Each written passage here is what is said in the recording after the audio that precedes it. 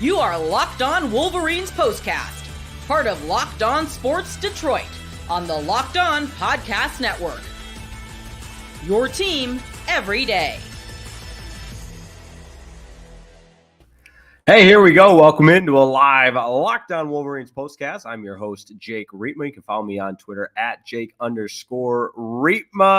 And as often is the case, we've got things to talk about post-game after this rivalry. That's why we're on a little bit later. I wanted to collect all of my thoughts with what transpired at the end, after the game struck 0-0, like it always does in this rivalry. But, man, Michigan gets the win 24-17 over the Michigan State Spartans. We'll break it down. The offense, far and away their best game for the Michigan Wolverines. Some creativity from Kurt Campbell and the play calling. Alex Orji with the big game, and Paul Bunyan stays in Ann Arbor. That's all coming up next on a live Locked On Wolverines POSTCAST. As always, we thank you for making Locked On Sports Detroit your post-game destination, free and available wherever you get your podcast. And of course, on YouTube, Locked On Sports Detroit. Make sure you like and subscribe. Helps us out a great deal. And shout out to Isaiah Hull and Locked On Wolverines POSTCAST. It's all part of the Locked On Podcast Network, your team each and every day. Don't forget today's episode. That's right. It is brought to you and made possible by FanDuel. Place your first $5 bet and you'll get started with $200 in bonus bets guaranteed. Visit FanDuel.com to get started. All right, Michigan wins this one, and we've got to start with the tussle afterwards because I've watched a little bit more footage, and you've got, I don't want to call it a brawl, but you've got an exchange. It's Colston Loveland for Michigan, who had a great game. Big day for him. It's a shame that this is what we have to go to first. And Anthony Jones for Michigan State, the defensive lineman, transfer from Liberty out of Las Vegas, Nevada. The two of them just square up for no reason. They're grabbing each other. The game's over. Michigan has won this game. And then Colston Loveland's post-game comments is what everyone's going to be talking about this one. Little brother, stay doing little brother things, is what he said on the Big Ten Network afterwards. And listen, I am going to be the first to say I'd rather talk about things on the field. You'd rather talk about how Michigan's offense was a part of this one. But when you get a rivalry and you get something happening afterwards, whether it's the tunnel incident, whether it's all, everything that you can point to with this rivalry and say there's always something. We have the case here again tonight, and I don't think it's nearly the scenario or situation that you had unfolding in the tunnel. But again, it's something because there always has to be something. But offensively, Michigan was really good tonight, and it was the type of performance you would love to lead with the story on that. But you had the two quarterback system with Davis Warren, and then Alex Orji with 64 yards on the ground and just 6 carries, over 10 yards a carry. He had the game-sealing run as well on that big third down that they needed. And for this Michigan State team, this is a game that you started off, if you're Michigan State, I mean, as from a Michigan side of things, they went right down the field to begin that game. I mean, like a hot knife through butter, but Michigan's defense tightened and did not, they made them go the full length of the field, defended 100 yards to the goal line, and Michigan State was unable to score and missed the field goal. And make no mistake about it, that had an impact on this game. And then when you look at the way the first half ended with the Childs fumble and Michigan turning that into 3 points, which again, give Michigan credit, because those are two instances in which Michigan made the plays, and Dominic Zavada with the 37-yard field goal to make it a 9-7 lead for Michigan going into the halftime break was huge. And it was the fumble and the mistakes from Michigan State that led to that. So a lot to unpack, a lot to digest. Michigan gets the win 24-17. They are now 5-3 on the season, 3-2 in Big Ten play. Michigan State falls to 4-4 and 2-3 in the conference. That's now the last 3 battles that have gone the way of the Michigan Wolverines. Of course, last year, 49-0. And then in 2022, 29-7. Those are the last. And now here tonight, 24-17, Michigan gets the win. Now, here's also an observation I had in this one. We'll get to your comments in just a second, where the play calling was creative. It was a little bit more of an open book, a lot more wrinkles. Of course, you look at the touchdown from Donovan Edwards to Colston Loveland, and that's an example of some trick plays, razzle dazzle, and when it works, it's great. Who isn't a big fan of that? But I think that is set up by Michigan's ability to keep Michigan State off balance. Now, I'm not going to sit here and say 24 points. Wow, this offense is unstoppable, and Davis Warren was just dicing up the opposition. That certainly wasn't the case, but it was certainly a concerted effort and a lot better than the product we saw against Illinois, which was after a bye week, no less, and 7 points in that game compared to a much, much better step forward for the Michigan Wolverines here this evening at the Big House. Give Michigan State credit. They got down 2 scores late, and they did not go away. They come back with that Nick Marsh touchdown from Aiden Childs to make it 24-17, but could not get the stop. And when they did get the stop, or rather Michigan's defense, you got to give them a lot of credit, because they did not allow Michigan State to go down, and they got that 4th down stop when Michigan State got it in the red zone. And I thought defensively, the defensive line from Michigan was a big difference in this game, keeping Aiden, especially in that 4th quarter play. And you look at how Michigan was able to generate pressure on Childs all night. That was a huge reason why, especially on that 4th down play, where they are unable to make the play happen. Josiah Stewart was big for this Michigan defense, and you look at his body of work and how he was able to impact this game. That was big for the Wolverines. And defensively, I think this, and you talk about this, the Big Ten Network broadcast with Jake Butt talked about it quite a bit as well, that this is the type of game that's won and lost in the trenches. So guys that can make, the tackle for loss, or the guys that can generate pressure and dictate the line of scrimmage, that's what's going to win this game. And in the end, I mentioned Josiah Stewart. He was really good in that category. Kenneth Grant and other guys for Michigan's defense that made it happen was a big reason why Michigan got the win in this one. But I want to take your comments as well. We'll get to those in just a moment, and what this win could mean for Michigan moving forward. Big test next weekend against Oregon, who looked really good. They blew out Illinois today. But a busy college football Saturday. You've got the Michigan Wolverines topping the Michigan State Spartans. Paul Bunyan will stay in Ann Arbor for the 3rd straight season. Michigan gets the win over Michigan State. Don't go anywhere. We're just getting started on this live edition of the Locked On Wolverines postcast. I want to get your thoughts on the postgame scuffle, or I don't want to call it a brawl, but it looks, and more footage is coming out on that.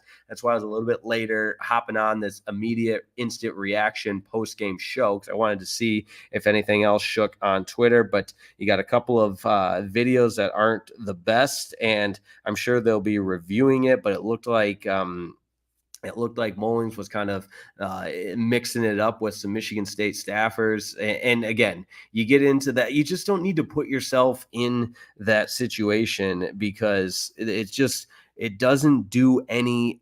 I guess I played in some hostile rivalries, not at that level, obviously, but when things escalate, just nobody wins. And that's kind of what the situation we've seen repeatedly with this rivalry. But again, Colston Loveland's post game, little brother stay doing little brother things. They want to get busy afterwards. We'll get busy. And you don't need that. And I think Jake Butt nailed it on the Big Ten Network broadcast of just saying, like, this rivalry can be heated, and it can be fiery and all that, but just between the whistles in the confines of the game. I think I speak for a lot of people when you say that's kind of what you're looking for in a rivalry game. Yeah, you love the hatred, you love the intensity, but it doesn't have to boil over into what we've seen in recent years. So that's my 2 cents, worth less than that. But hey, let's continue a live Locked On Wolverines postcast. Would love to get your thoughts on any part of this game, what you liked, what you didn't like. We'll talk more about that offense and the Alex Orji rushing attack and what this Michigan team could do moving forward. That's all coming up next as we continue on with the live Locked On Wolverines postcast. Back in just a moment. Hey, this episode of the Locked On Wolverines postcast is brought to you by Z-Biotics Pre-Alcohol. Listen up. Z-Biotics Pre-Alcohol probiotic drink is the world's first genetically engineered probiotic. It was invented by PhD scientists to tackle rough mornings after drinking. Here's how it works. When you drink, alcohol gets converted into a toxic byproduct in the gut. In this byproduct, not dehydration, that's to blame for your rough next day. Pre-alcohol produces an enzyme to break up this byproduct and break it down. Just remember to make Z-Biotics your first drink of the night. Drink responsibly, and you'll feel your best tomorrow. Listen, I like to have a good time and a couple of adult pops as much as anybody, but I hate when the next day you lose all productivity. You're on the couch all day. No, nobody's got time for that. We all have lives to live. So every time you have a pre-alcohol before drinks, you can notice a difference the next day, and you can continue to be your productive self the next day, even after a night out. And listen, I can confidently tell you that when you just make a simple plan to have one of these pre-alcohols as your first drink responsibly, you'll feel your best the next day without a worry. I won't lie, it was a bit on the fence about pre-alcohol initially, but then I tried it while hanging out, and it's fine. It's easy. It doesn't have to be a big deal, and before you know it, the next day you feel much better. Here's how it works. Step 1, you drink the pre-alcohol. For the best results, make pre-alcohol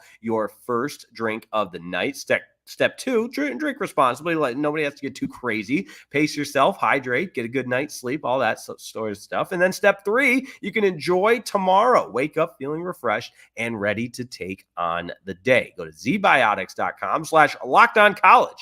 That's zbiotics.com/lockedoncollege to learn more and get 15% off your first order when you use Locked On College at checkout. ZBiotics is backed with a 100% money back guarantee. If you're unsatisfied for any reason, they'll refund your money, no questions asked. Remember to head to zbiotics.com/lockedoncollege and use the code lockedoncollege at checkout for 15% off. This episode of the Locked On Wolverines postcast is also brought to you by Prize Picks. Download the Prize Picks app today. It's the most exciting way to play daily fantasy sports. There is no doubt about it. Listen up. You gotta love the Prize Picks community. Now more than 10 million active members and billions of dollars in award winnings. Who doesn't want to be a part of that? Prize Picks has made daily fantasy sports accessible. That's right, available in all kinds, over 30 states. And all you do is pick more or less on at least 2 players for a shot to win up to 100 times your cash. Run your games all season long on Prize Picks, and now you can win up to 100 times your money on Prize Picks with as little as 4 correct picks. And I love a good promotion. Prize Picks, in fact, invented the flex play, which means you can still cash out if your lineup isn't perfect. You can double your money even if one of your picks doesn't hit. Prize Picks puts its members first, so all withdrawals are fast, safe, and secure.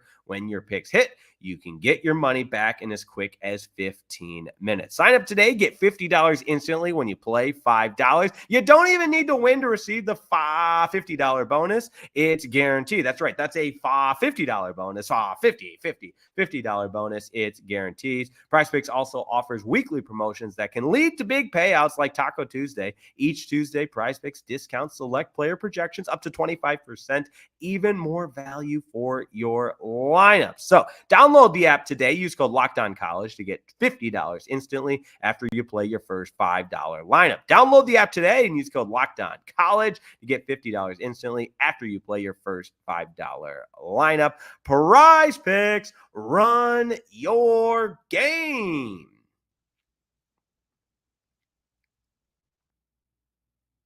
We are cruising right along on this live Locked On Wolverines postcast. My name is Jake Reitman. Glad to have you along. If you're just joining the live stream, here's how it works. Locked On Sports Detroit is your postgame destination for Locked On's coverage of the postcast, which is the postgame show. Locked On Wolverines postcast, Locked On Lions postcast tomorrow after the Lions-Titans games. We have Locked On Pistons postcast earlier this evening after they lost to the Boston Celtics. It was a good game, but came up just short. It's all going on right here on Locked On Sports Detroit, and it's free and available for you. So make sure you like the channel and go ahead and subscribe as well, like today's video. And let's dish. Let's talk about it. A lot of comments to get to here on the live Locked On Wolverine postcast. We start with Jason Walter. Where's this play calling been? But a win is a win. Yeah, I got to give the offensive staff a lot of credit for the University of Michigan, because I felt like they were a step ahead, and it doesn't always feel that way when there's been times, and as recently as last week against Illinois. I mean, Kirk Campbell looked like he was a step behind, but against Michigan State today, it was about being a step ahead. We're going to point to the trick plays, but I also liked the utilization of Alex Orji, and I've been vocal about this. I'm not a 2-quarterback system guy, but Alex Orji running the ball out of the backfield proved to be successful today. 6 carries, 64 yards. Donovan Edwards getting back in the action, 9 carries, 24 yards, and he again struggled on the ground, but he was able to get involved as a receiver. That's what I meant to say. He had the 2 catches for 17 yards, and then, of course, the 1 pass for 23 yards to Colston Loveland for the touchdown. Colston Loveland, a big game, 6 catches, 67 yards for the 2 touchdowns.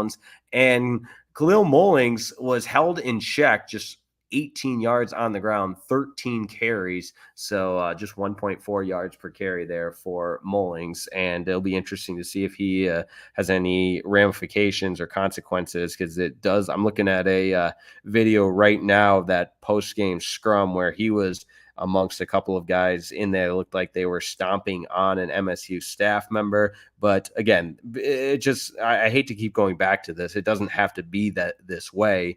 And it looks like, I don't know if there's going to be inconclusive video evidence to be able to hand anything out, but you hate to have any kind of lasting ramifications because of a silly skirmish at the end of the game there.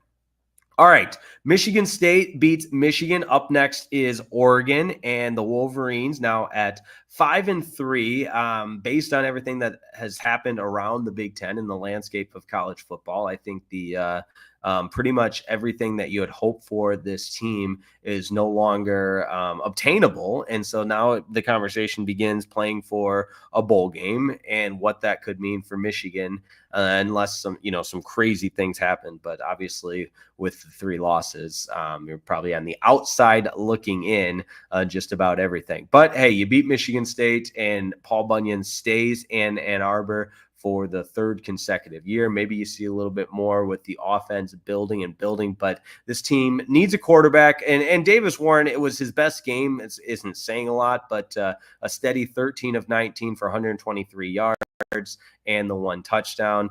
And again, the defense deserves a lot of credit because they forced some turnovers. That one right before the half was absolutely crucial. They were actually relatively good in defense in terms of holding Michigan State to 189 passing yards. And the way that first quarter went, 135 total yards for Michigan State to 1 total yard for Michigan in that first quarter. So a big turnaround there as well. Michigan 119 yards on the ground, but State actually outgained Michigan 352 total yards to 265 yards. So Michigan played a clean game, though. No penalties committed, whereas Michigan State committed 6, and then the 1 turnover before the half. So I think, too, as much as it might sound a little bit dramatic or the sky is falling, but it felt like, hey, these are just two programs, as Nick Saban or Pat McAfee would say on College Game Day. Both these programs are a little bit down this year in 2024. And for Michigan, obviously disappointing being down after a national championship run, but certainly not the squad that was competing for Big Ten championships and winning Big Ten championships, I should say, and winning national championships and getting to the college football playoff. But all is well, and that ends well. And tonight it ends well for the Michigan Wolverines, despite the little scrum there at the end of the contest. Colston Loveland involved with that, Cleo Mullings, and so on and so forth. It'll be interesting if there's any additional consequences or ramifications handed out. But appreciate everybody tuning in. Don't go anywhere. We've got one more segment to wrap up the evening after the Wolverines defeat the Michigan State Spartans 24-17. We'll tie a bow on it next on a live Locked On Wolverines postcast.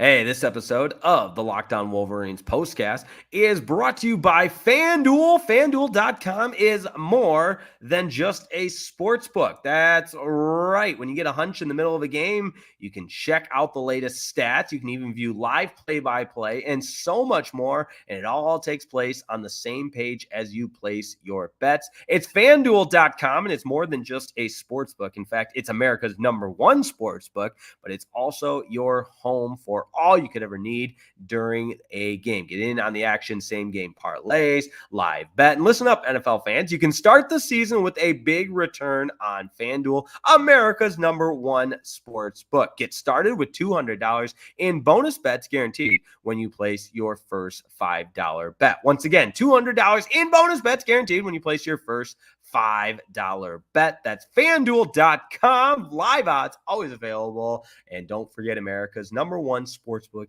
is FanDuel. Visit FanDuel.com and get those $200 in bonus bets. America's #1 sportsbook is FanDuel.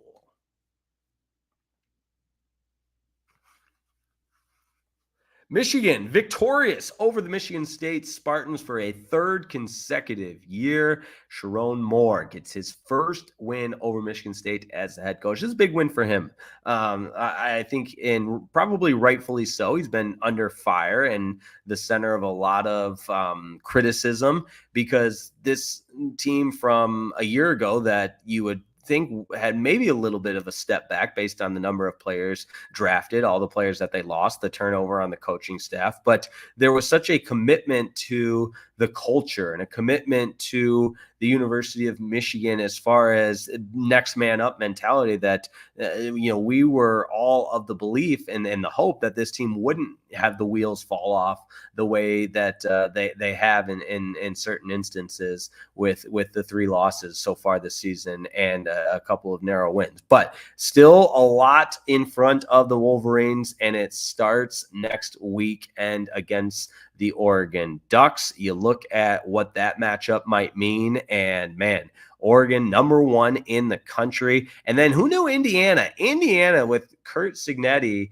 is the 13th ranked team in the nation right now. College Game Day was there. They blow the doors off Washington. That's a team that Michigan lost to, albeit on the road, compared to Indiana playing at home. But those are 2 really tough games. You'd like to think you feel good about taking care of Northwestern at the University of Michigan on November 23rd. And then, of course, the game against #4 Ohio State, who really struggled with Nebraska today. They end up getting the win But some tough games on the schedule for Michigan. 3 out of the final 4 could be really, really tough for Michigan. But we'll see, and it all starts with Oregon on Saturday. That's a 3:30 kick, and we'll have our live Locked On Wolverines postcast after that. I want to thank everybody for tuning in. It's always a pleasure to be on the air following the conclusion of the contest. Michigan beats Michigan State. Jonathan Smith now 0-1 in his career against the University of Michigan. Of course, head coach for the Spartans, and Sharon Moore 1-0 against Michigan State in his career as a head coach. 24-17. Neither one of these teams were ranked in the top 25. I had heard the stats of how long it had been since neither team was ranked in the top 25, but I can't place exactly what year that is, but it had been a while. So Michigan gets the win. I don't know if the win gets them back in the top 25. We'll see on the latest AP rankings for that. As always, make sure you're checking out Locked On Wolverines on the daily with Isaiah Hull. What a tremendous job he does. And thanks, as always, for making the Locked On Wolverines postcast your first listen. For your second listen, check out the Locked On Big Ten podcast. Craig Shaman puts the Big Ten first when everyone else overlooks it. Fine. Locked On Big Ten on YouTube or wherever you listen to podcasts. Michigan beats Michigan State. Final score in this one, 24-17. The Wolverines move to 5-3 overall, 3-2 in the Big Ten. Michigan State falls to 4-4 and 2-3 in the conference. Thanks so much for tuning in. It's always a pleasure. Don't take it for granted. And as always, make sure you like the video and go ahead and send to a friend as well. Subscribe to Locked On Sports Detroit. My name is Jake Rietma. Appreciate each and every one of you tuning in. Have a wonderful night, and we'll see you tomorrow for a Locked On Lions postcast. Until then, be well, God bless, and good.